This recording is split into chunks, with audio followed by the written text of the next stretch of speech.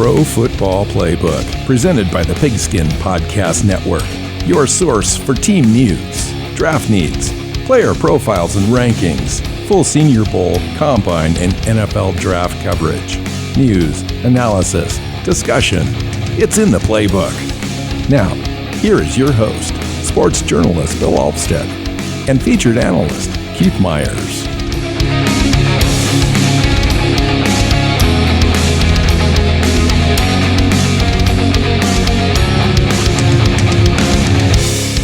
Hey guys, welcome into the brand new Pro Football Playbook Podcast. I'm your host, Bill Alvstad, sitting down with Keith Myers. Keith, welcome to the new show.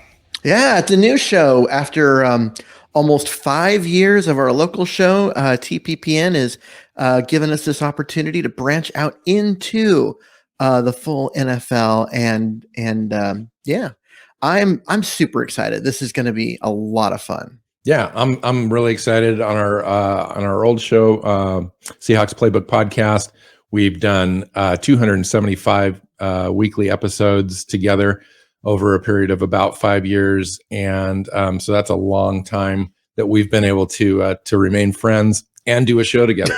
So that's been pretty awesome. The Pigskin Podcast Network that you mentioned up front, we're great to be a part of that national podcast network and have sponsorship from DraftKings right out of the gate, which is very helpful.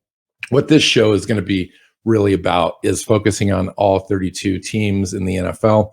We're going to talk about team news, team needs, specifically as it relates to the NFL draft. So we're going to have 2 shows a week. We're going to talk about the season, in-season stuff, as the games progress, building up to the playoffs, Super Bowl, etc. For the teams that are not going to make it that far, we're going to start talking about team needs as the season progresses. And as we get into the offseason, we'll be transitioning to talk about the NFL draft full time. Now, we're going to do that once a week anyway. We've got 2 shows a week. One's going to be focused mostly on teams. The other is going to be focused on the NFL draft, talking about potential college football player prospects, how we evaluate those, as well as I want to talk about the partnership that we have, strategic partnership with the NFL mock draft database website. We're able to come together with them to be their podcast on their website as well as the YouTube channel, and be able to use some of the proprietary back-end stuff that they use on their website, specifically the mock draft simulator that is on their website, as well as the big boards that they have, and use that content and create content as part of our shows going forward, being able to talk about all that stuff. We're going to have lots of guests in throughout the season with regards to talking about teams or talking about prospects, players, Senior Bowl, Combine, NFL draft. So we'll have media representatives across the board. We're hoping to have player interviews, all that kind of stuff. So it'll be a fun show. It's kind of in our wheelhouse, Keith, in our local show that we've done for a long time. As we transitioned into the off season, what we really enjoyed doing most was getting into the NFL draft and talking about the draft. And we've been doing it for a long time. We've been doing it longer than just our shows. This is something that you and I've been up to for probably at least 2 or 3 dozen years. I mean, it's been kind of crazy how long, if I really go back, it goes back almost to the beginning when ESPN first started airing these things. Yeah, I mean, our best shows, not just our favorite shows, but our best shows are our pre-draft shows, with our other shows. So it made sense that when TPPN was looking for a draft show and a national show, that they'd come looking to us, because it's what we do and it's what we're good at. So I hope that those of you that are listening to this will come back. We have another show this week where we're going to have the owner and creator of the NFL mock draft database on with us to talk about some of the back end stuff that Bill was referring to, and how some of that stuff works, and being able to get information from him about, where certain players are being not just mentioned, but being mocked to or being picked in the simulator, and how that shifts and change, and seeing how perceptions of players change over time. And it'll be a lot of fun. So come back for that. And yeah, thanks for tuning in. Yeah. So this week, we're going to get started with the NFC. We're going to do an NFC rundown where we're going over some of the contending teams as we march towards the middle of November now, and getting into kind of playoff discussions, if you will. Who's really the top end teams? Who's pretending that they're right there at this juncture where literally seasons can go one way or another? We're going to talk about that a little bit. And again, just to reiterate what Keith had mentioned, we kind of go back and forth with our shows. We're going to focus. This one is going to focus on NFL teams, and the next show is going to focus on the draft. We'll kind of go back and forth. They go hand in hand. Teams that always kind of want to figure out what team needs are, and that ties in directly to the NFL draft next spring. So fun conversation, Keith. Let's get started. Let's take a look at primarily the top teams right now in the NFC. We're talking about the Arizona Cardinals. Right up front, you and I had conversations this last offseason about Arizona, whether they were going to be for real this year, or whether they were going to be pretenders. And if they were going to be pretenders, what was holding them back? And you just right off the top went straight to their head coach. You wanted to see if he was real or not. You didn't believe that he was. And I thought they maybe had the players to kind of get them over the hump a little bit. And what have you seen so far that has contributed to the success that they've had? Well, they've been great, and a lot of it just starts at the quarterback. Like, Murray's really taken that next step, not just being, the dynamic guy that moves around and is impossible to tackle and pulls big plays just magically out of the air, but he's also just been steadier and more efficient and running the offense when there's an opportunity to run the offense. And so that's been the biggest change. And then defensively, of course, they've continued to ratchet it up and play better, better defense, keeping, other teams out of the end zone, doing a great job with that. So Arizona's really just picked up and taken that big step. I still have questions about their head coach and all of that, but the talent on the field and the coaching below the head coach, their coordinators and their position coaches are showing that they have the stuff to make this happen. I think Arizona is a great contending team right now, and one of those teams that you have to be in the conversation as a team that's going to possibly represent the NFC in the Super Bowl.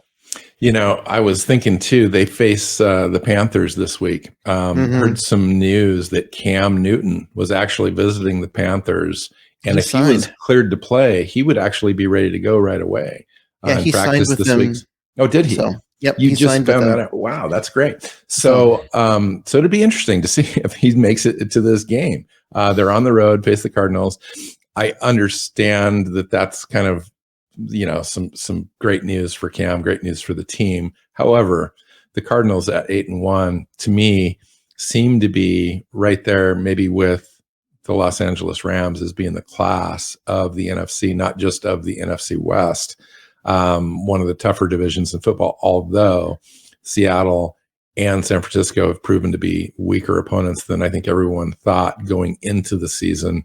What is your overall take on the NFC West? And do you think the Cardinals are just running away with the whole thing? No, they're not running away with the whole thing, because the Rams are right there. And the Rams are one of those teams that, honestly, you've got the best defensive player in the game up front. I still think the Cardinals have a better defense, though. So to me, that's I would agree with point. You. Overall, I would agree with you on that. I think that they do have the better defense. And you just look at point differential. Arizona's point differential is about twice what the Rams is, at 122 for Arizona and 65 for LA. So it tells the story that the Cardinals are probably the better team. You know what? One of the most underrated signings of the offseason was getting Connor at running back. Yeah, that's really proven to be. He was one of those guys that we talked about in the draft a couple, 3-4 years ago. He didn't work out completely in Pittsburgh. I'm not exactly sure why, but it's turning out to be a great investment in Arizona for sure. Yeah, I think the problems in Pittsburgh had more to do with Pittsburgh than with Connor, because their offense continues to struggle this year. But that's an AFC team, so we'll save that for next week. Well, let's talk about the Rams for a minute. Stafford there has just been a dream come true for Sean McVay in that offense. We saw what Jared Goff was up to for the last 4 years. They finally figured out a way to jettison him and his bad contract, shipped him off to Detroit for in exchange for some draft picks, and Stafford has really just kind of turned the team around to a much more competent team where the playbook is completely wide open now. Yeah, they've been able to attack down the field in ways that they never could under Goff, and it's just really opened up the field, and the offense looks so much better with Stafford in there. And it's just you go to look at Cooper Kupp's stats. He's already over 1,000 yards. We're only 9 games in, and he's just having a phenomenal year. Yeah. And he just doesn't drop balls. Anything that's targeted to him, he's catching, which his catch rate is just crazy. Mm-hmm. Yeah. Well, and he's just a big guy who, cornerbacks are trying to fight through him to get to the ball, and they're not able to. And he's putting up monster numbers. One of those things that we talked about at the beginning of the season was I was questioning the Rams and you were questioning the Cardinals, because I thought, well, the Rams just, to me, just weren't quite completely well put together. And Matthew Stafford, quite honestly, he just wasn't that complete quarterback in Detroit. And now you kind of really understand exactly why. We knew that he didn't have all the pieces around him there, and that leads to some struggles. But now that he's in a competent system with competent players around him, you really can see. But Cam Akers went out even before the season started, and I was like, oh, that's just going to be really hard for them to overcome. Turns out not so much. Yeah, and it really looks like, it just doesn't matter. They used the high draft pick on him, and he looked dynamic a year ago, but in this offense, it really just doesn't matter. You need someone who can, sell the play action and get you a few yards here or there. But this isn't an offense that's dependent on, Derrick Henry to carry the load for them. And when you've got a guy like Stafford slinging it around accurately and down the field accurately, it's the running back's kind of an afterthought. So it really hasn't mattered. Quickly, let's stay in the NFC West really quick and just talk about another team that we think has the potential to kind of rise up. Even though both the 49ers and the Seahawks are sitting at 3-5, getting Russell Wilson back after 3 weeks out, along with Chris Carson coming back into the offense, and then having the defense improve in the last 4 weeks. What does that tell you about the coming schedule for them, and how it might translate in the NFC overall? Well, you look at Seattle, and they've got, they lost 3 games without that Wilson didn't finish. So 2 that Geno Smith started, and the one where Wilson was knocked out. And they were in those games even without their quarterback. And if Wilson plays in those, we're talking having a different conversation about the Seattle. But now they get Wilson back, and they had the number 1 offense in the league when he went out in terms of yards per play and points per drive. And so getting him back, and you're like, if they can get back to that level with the way the defense has improved, this is a team that can make a run, especially with their schedule. So at 3-5, they've got a lot of work to do.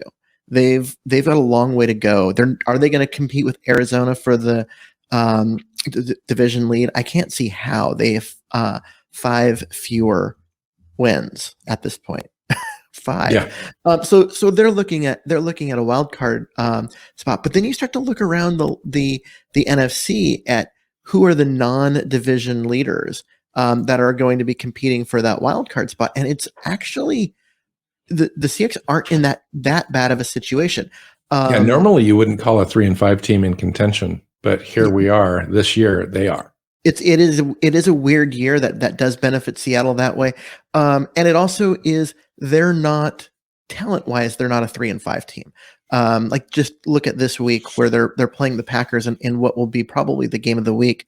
They're only 3-point underdogs, and they're usually a 3-5 team going in against a Super Bowl contending Packers team. You'd be like, okay, this is going to be a 7-8 point underdog.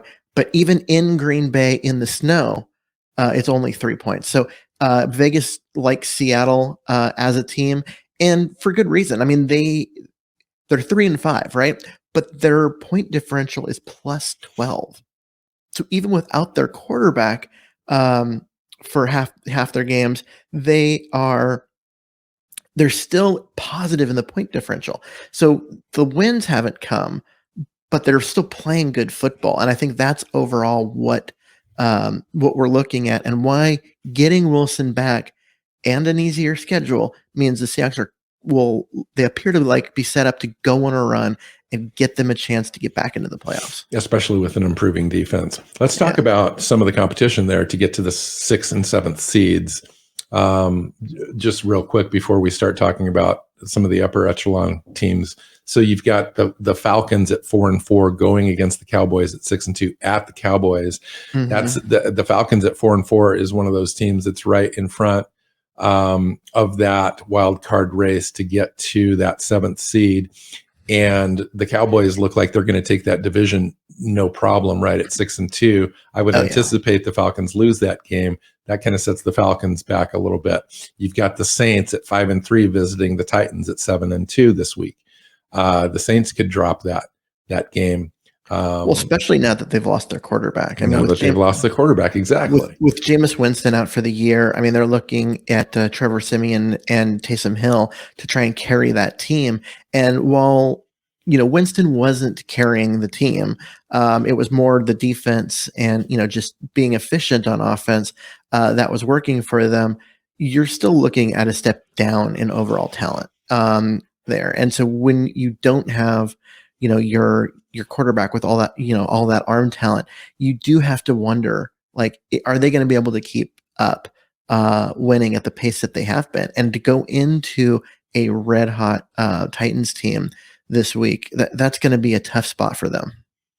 How about the Vikings visiting the Chargers? I think this is one of the more interesting matchups. The Vikings have won a couple of really nice contests this year at 3-5, visiting the Chargers at 5-3. I would have actually thought the Chargers would have been better out of the gate this year. It looked like they were set up to being one of those teams out of the AFC West that could take advantage of the Chiefs having a year that's a bit struggling.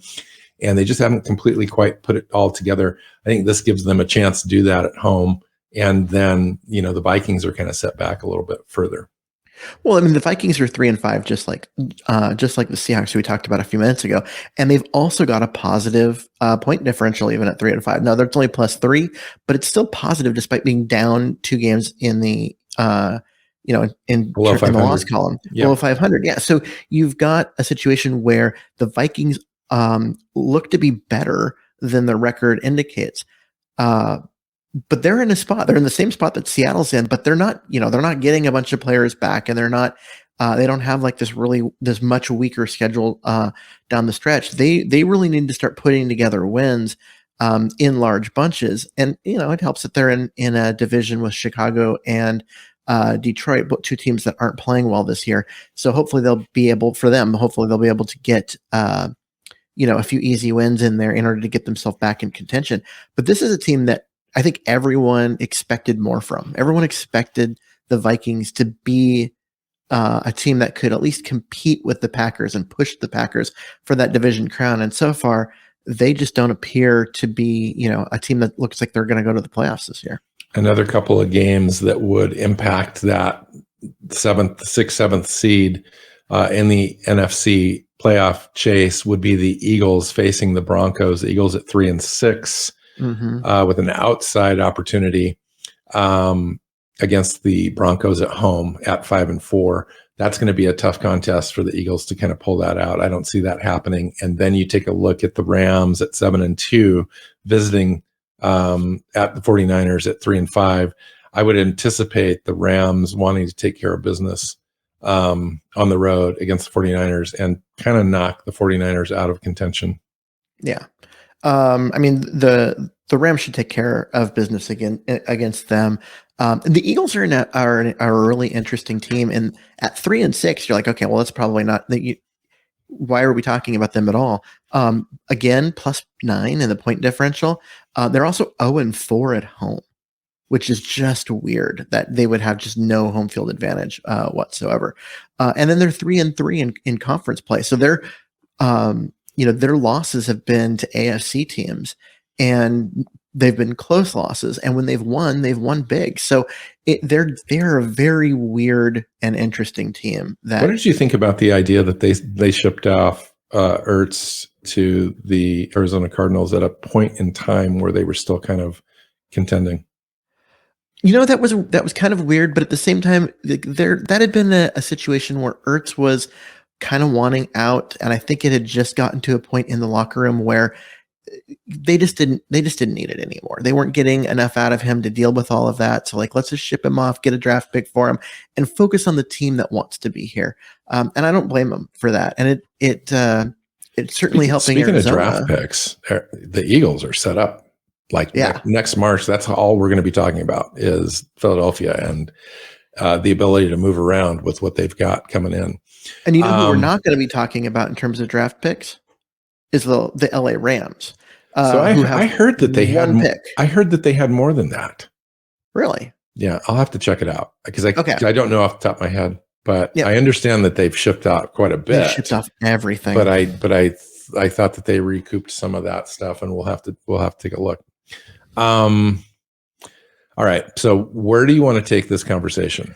So there's a few teams at the top that are really pretty decent, and you take a look at the AFC overall, and the AFC just seems like a weaker conference right now. It's definitely a more balanced conference. There's a lot of teams in the AFC that are still in contention and above 500. There's a lot of teams that are above 500. In the NFC though, I mean, you look at your division leaders. Dallas is 6-2. The second best team in that division is 3-6. That's a 3-game lead. Dallas isn't losing that division. Green Bay at 7-2. They're not losing that division. Tampa at 6-2 is actually getting pushed by the Saints. But with the Saints without their quarterback, it feels like Tampa's going to just walk away with that. And then in the NFC West, you've got Arizona and the Rams both there. You've got 5 teams right there for the 7 playoff spots that seem pretty well set. And then it comes down to who's left. And I think with that, we can kind of look at who are contenders and who are pretenders. Yeah, who currently today you would say that the Saints are definitely the team that's going to look at that 6th seed. But look like the Saints have a hard schedule, and they are missing their quarterback. And it starts this week when they go against the Titans. The Saints have a great defense. There's no question about it. It's a nice defense, but nothing on offense tells me that they're going to go out and keep this current position for that 6th seed. So would you consider them a contender or a pretender? Wow. I would have said definitely contender before Jameis Winston went out. I thought he was having a nice year, not a great year, but enough to where that they were winning games with him. Now it's just up in the air. I would say that they're more of a pretender now, with that record at 5-3 as being something that's fairly soft. And what I mean by that is that is going to change. Yeah. So I'm going to leave them in the contender category. One, they're 5-3. So they've got, they are the 6th seed currently, but Winston hasn't been the catalyst for their wins. He's been doing a good job of just not making the big mistakes, which I know is weird thinking of Winston. He's the guy that had 30 interceptions a couple of years ago. But he's really dialed it back. He was doing what Sean McVay wanted him to do, and that's just protect the football and let the defense go win them games. You can get that out of Trevor Siemian. Can Trevor Siemian go win you a game when you need him one? I don't believe he can. I don't think he's that good of a quarterback, but they weren't getting that out of Winston anyway. So I don't think the drop off is that big, and the defense is still fantastic. All right. I'm going to leave them in the contender category. How about let's turn our attention to the NFC South, and let's take a look at the two teams in the bottom of that division right now, the Falcons and the Panthers, both sitting at 4 wins. Are both those teams contenders? No. Are both those teams pretenders? I believe so. So right now, those guys are front runners for that final spot. Yes, because of their current record. Those are the two teams that are, it comes down to tiebreakers for who's in that 7th spot. The problem that I have is you look at like the Panthers, their wins have been against really bad teams, like and early too. Yes, so they started out 3-0 against probably the 3 worst teams in the NFL. And since then, what have they done? They've gone 1-3 against other teams. Sam Darnold has shown that he is not, and he's out there. He's out for like 4 or 5 weeks. And they just signed Cam Newton. So does Cam Newton having not played at all since last year? Is he a difference maker? Does he have anything left in the tank? I tell you what, if he has at least his legs, he can make a difference in games. He can, but at the same time, from what we saw last year in New England, at the beginning of the year, he was throwing the ball around and being pretty good. But then after he missed time with COVID, it just got ugly. And then it never came back. Rivera's not there. Matt Rule's going to be the coach there that he's going to have to play under now in a new system, a new opportunity. Maybe that's what he needs. And I know that he needed that in New England and so forth and so on, but he's in familiar territory. He's had a few of those Panther players now that are around him that he knows, and it's a more comfortable situation for him. Yeah. But it's a completely new offense than what he ran when he was there. So it's like, oh, he's going back to Carolina. He can just step back in. New coaching staff, completely new offense. He's coming in. He's had 1 or 2 practices and a walkthrough, and then they're going to throw him out there. Does he even don't know the protections in this offense? All right. So how about turning to the NFC North? How about the Bears and the Vikings? I was going to say we needed to get into the Falcons still, because we kind of jumped in on the Panthers, but with the Falcons, who have they beat? Right. I have a hard time buying into that team. And part of it is them just getting, kind of waxed early on and beat up. But, they're at 4-4, their point differential is -45. That's and their defense is pretty good, but their offense has been struggling. And they're going up against a really decent offense in Dallas this week too. I don't imagine that they're going to be 4. They're going to be 5-4 after this game. They're going to probably going to be 4-5. Yeah, Falcons 4-5. 4-5, right? And in Carolina's probably going to be 4-6. So you're looking at those teams really dropping back, which is why we took the time to talk about Seattle earlier, and now talking about Minnesota and Chicago here in the NFC North. Yes. We've already seen Minnesota face the Seahawks earlier in the year, and they faced some other decent teams and come out with winning those games and have looked pretty decent doing so. And then they've lost some confounding ones as well. And it just makes no sense. Yeah. And it makes no sense. And I'm not exactly sure what to expect with them really going forward. I think that they're going to have a hard time against the Chargers because the Chargers have such a dynamic offense. I think that the Chargers are going to be able to score points on the Vikings and kind of pull away from that game. And it leaves the Vikings at 3-6. I think if the Vikings end up being 3-6, it's hard for me to see a way that they can dig out of that. Other than that, the Bears to me just seems like such an incomplete team. Their offense is really bad. One of the worst offenses in the NFL. The defense has given up 224 points so far, which is also really bad, more or less. They're just giving up points like crazy just because their offense isn't able to sustain drives and stay on the field. So I have a hard time visualizing the Chicago Bears coming forward, being the ones that really step up to be able to jump ahead of this race for the bottom, essentially, in getting that 7th seed or even the 6th seed in the playoff race. Yeah, I mean, I look at them, and it's tough because they're a team. They've got the rookie quarterback. They've got a coach, which is probably a lame duck coach now. And if he's a lame duck coach, they may have a lame duck GM. But you've also just invested in a rookie quarterback. So do you want to mess with the quarterback's development by switching coaches on him after 1 year? And they're just in a really weird spot. I will say, though, that they do have Fields, and he is probably the most talented quarterback they've had in a really long time. And he's the type of guy that, give him enough opportunities, the game will start to slow down for him, and he's going to start making more and more plays. And you probably saw it a couple weeks ago when he had that it looked like he was sacked twice, and instead it was a 24-yard touchdown run. The guy is just a dynamic athlete, and he's going to make plays. He's going to get them in position.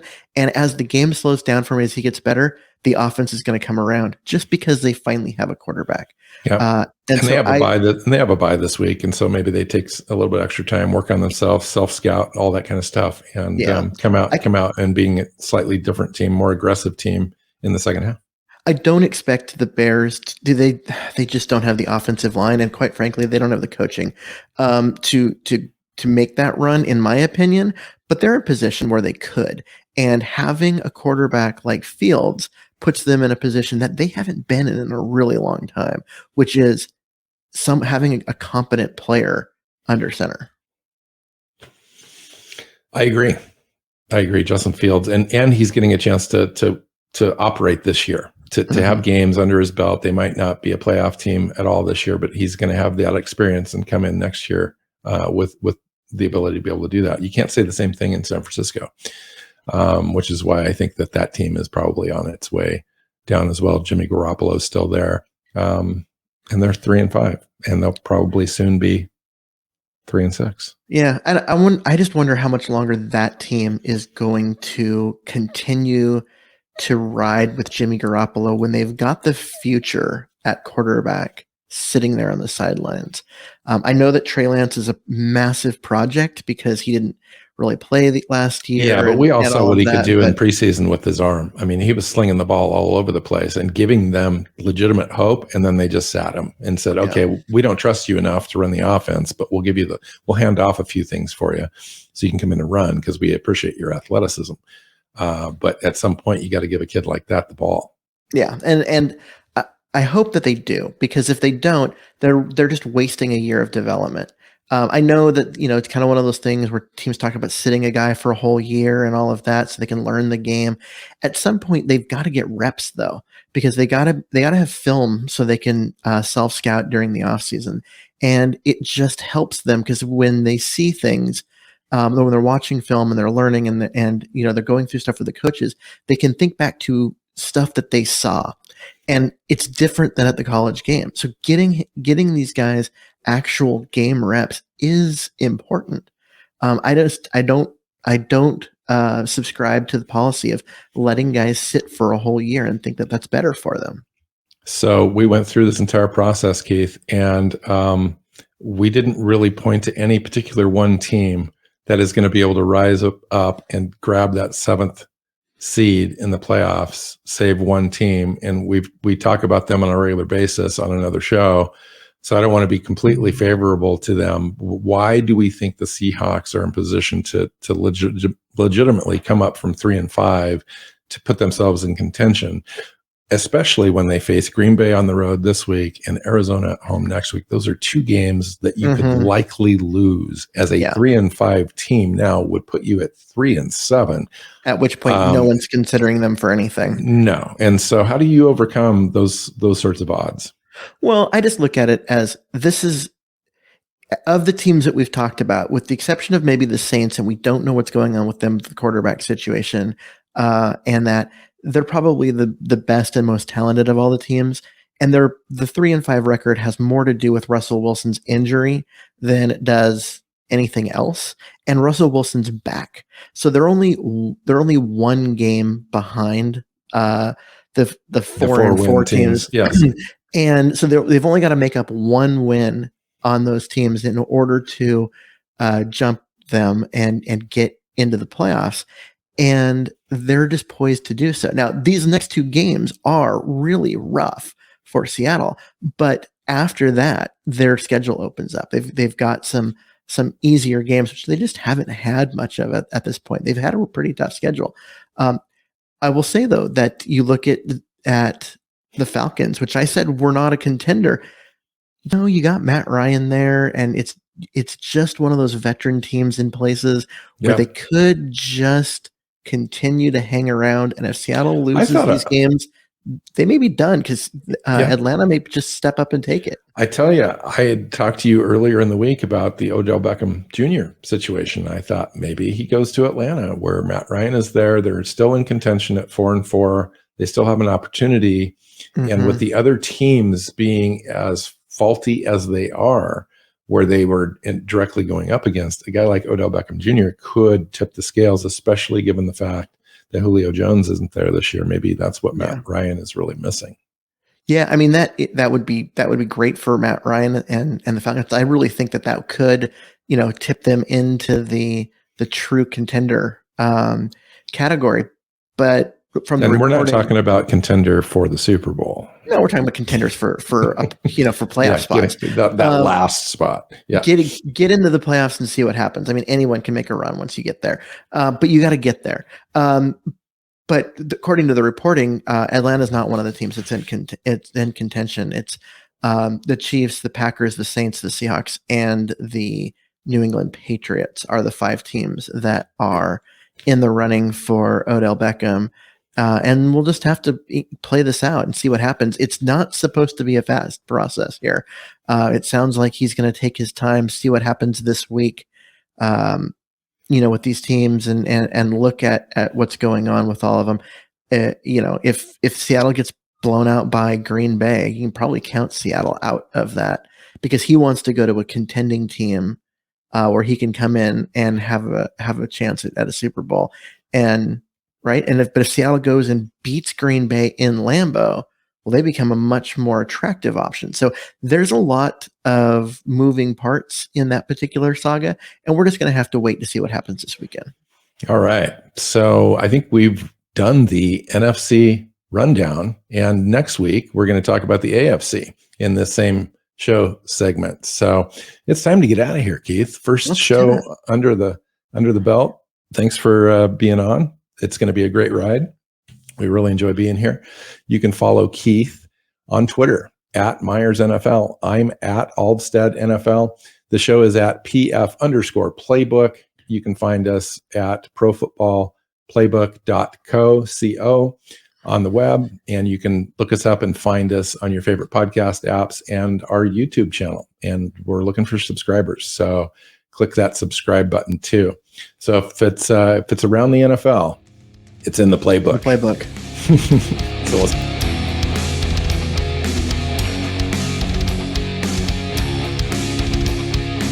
thanks for listening to the Pro Football Playbook Podcast. Follow Keith at Myers NFL. Bill is at Alvstad NFL. The show is at PF_Playbook. Listen and subscribe on your favorite podcast app or YouTube and at our website, profootballplaybook.co.